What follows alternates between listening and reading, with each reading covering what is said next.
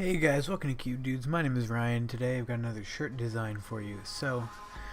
This one is a pixel art design, so I thought I would kind of see how I could do that. I had the idea, but I didn't really know how to implement it. So what you can see here is I started trying to place rough squares over the old vintage design. You can see that I kind of abandoned this pretty early, but what I started out was just transforming squares onto each QB of the original design, and I tried that, but then when I tried to apply the stroke, it just didn't quite work out very well. So I abandoned that and I went over to the newer speed cube shot design, the more modern one, as you can see right here. Then what I did was I found a grid texture that I put over this, and I just started. What my original idea was to take out all of the squares that didn't have a full thing and just placing coloring in the ones that were. But this ended up looking really weird, so you'll see I abandoned this after a few tries.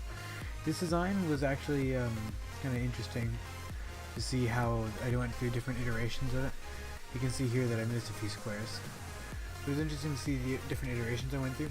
I didn't think it looked at all right whatsoever, so I made the grid 4 times as small by just kind of pasting it in quadrants, and then I did the same thing.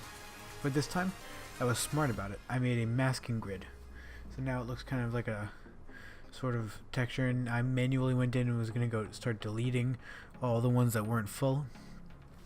And trust me when I say this took a lot of time. I mean, it was so time consuming, and I ended up scrapping this design style, but I thought, because I would then have to go in and paste, this is pretty time consuming, and I wasn't sure like the right way to do it, so you can kind of see here I'm going around the other side of the S. Some of them I am like refilling in, but most of them I decided to go with, and it ended up really thinning out, and I didn't want to like spend the time of going manually because I didn't think this design would look very good either. So eventually you'll see I settled on a terminal font, like a terminal kind of command prompt sort of thing. So, but for now you can see.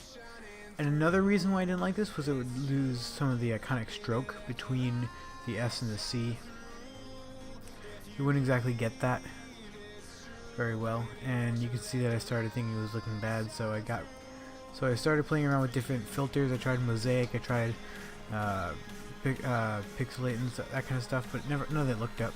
So this is where I started using the terminal font, and I like how this turned out.